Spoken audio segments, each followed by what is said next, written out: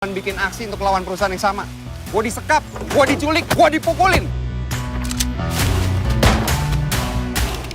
Hey, boo. Halo, saya Angga Sotongko. Saya salah satu pendiri Filosofi Kopi Kedai, juga sutradara di film Ben dan Jody.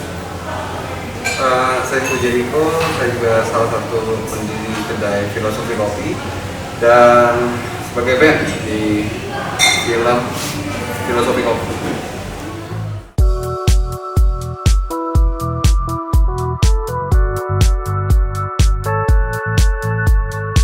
Sebenarnya film Kop tuh filmnya sendiri sebenarnya film dan project dari kedainya sendiri sebenarnya adalah kayak playground persahabatan kita bertiga lah, gua, Rio, Chico gitu ya. Jadi kemudian ketika dari 2015, 2017 terus akhirnya tumbuh, ya kita juga tumbuh sebagai sahabat gitu. Yang kemudian mikir apalagi ya gitu, ngapain ya, dan saat itu ya kita berdua bertiga lagi senang sesuatu yang sifatnya tembak-tembakan. Terus kalau lagi ngumpul ngobrol mau bikin film project action gitu, akhirnya ketemu sama satu what if yang menarik. What if kalau Filosofi Kopi ini karakternya kita push lagi sehingga ada di situasi tertentu, dan situasi tertentu tersebut menciptakan drama dan action gitu. Akhirnya itu yang kita pursue, yang kita lakukan gitu. Jadi sebenarnya sesimpel itu sih, nggak ada pertimbangan luar biasa, tapi memang Filosofi Kopi itu jadi kayak yaitu playground dan kayak apa ya, kanvas persahabatan kita bertiga sih. Jadi ya udah, jadi yang kita mau kerjain kita kerjain aja. Kayak misalnya contohnya dari satu kedai jadi 2, jadi 3, sekarang jadi 6, mau ke 7, plannya bakal jadi 15 sampai 18 kedai.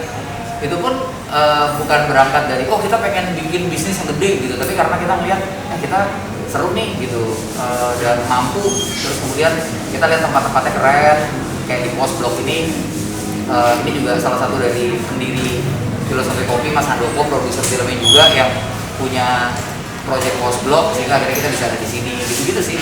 Sebenarnya lebih organik lah ya, bisa dibilang Filosofi Kopi itu tumbuhnya organik tanpa punya tendensi untuk sesuatu yang besar gitu. Tapi ya kemudian ketika akhirnya kita sekarang jadi sebesar sekarang karena semangatnya semangat persahabatan.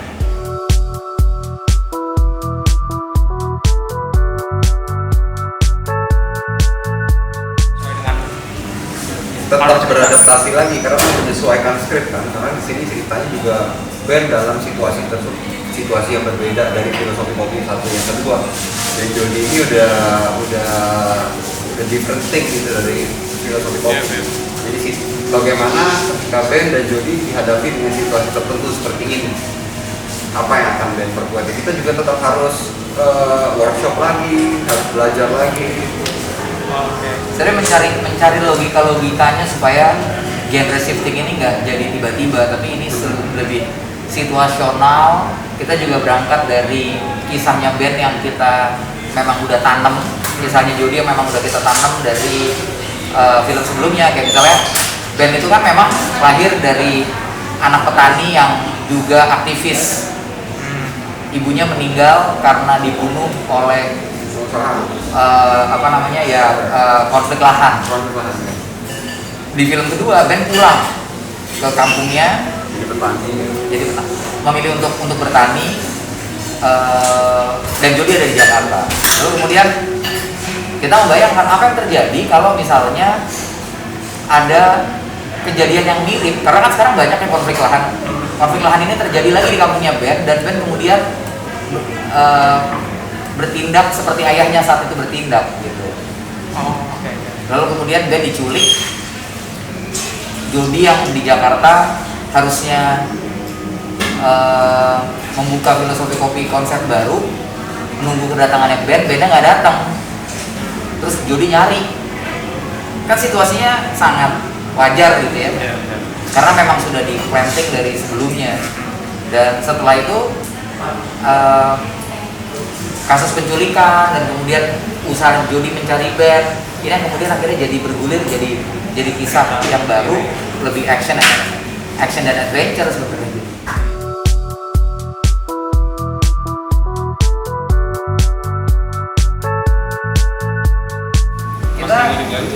Kita bikin writers camp waktu itu di Magelang, Borobudur, Ciko, Rio, gue penulis gitu. Ya udah kita di situ 1 minggu nggak keluar, mau mikirin.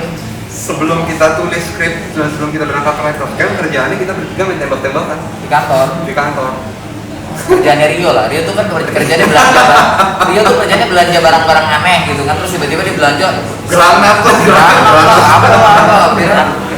Apa kayak software tuh? Rio kan memang iseng nih orangnya, di antara kita tuh dia iseng lah pekerja beli airsoft, bukan airsoft gun ya, ini kita beli water gel, jadi ketika kena ya itu water gel gitu, air. Oh iya. Tapi ya lumayan pedes sih, ya udah tiba-tiba dia nembak-nembakin, ntar kita beli, mulailah kita bikin tembak-tembakan yuk. Kita bikin filosofi kopi ketiga ini tembak-tembakan, jadi Ben Jody udah nggak filosofi kopi ketiga. Fast and Furious aja bisa. Iya. terus dari balap-balapan jadi nyelamatin dunia dari perang Iya. nuklir gimana ya?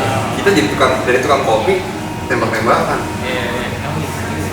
Nah, dari megang porta, megang pistol.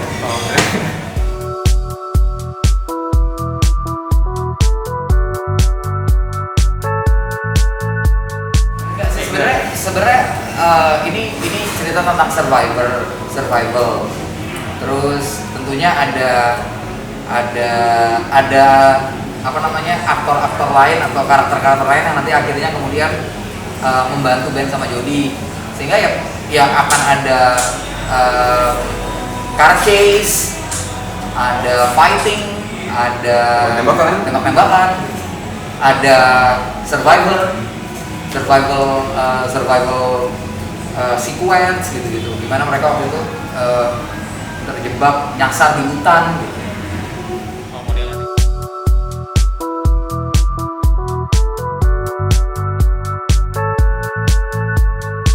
Ada Yayan Ruhian, Iya. Dia juga sebagai action choreography gitu. action choreography. Terus ada Agni Niham yang memang pemain perempuan yang aktor laga lah ya, Dan action. mantan atlet taekwondo. Kan dia main di Wiro Sableng juga.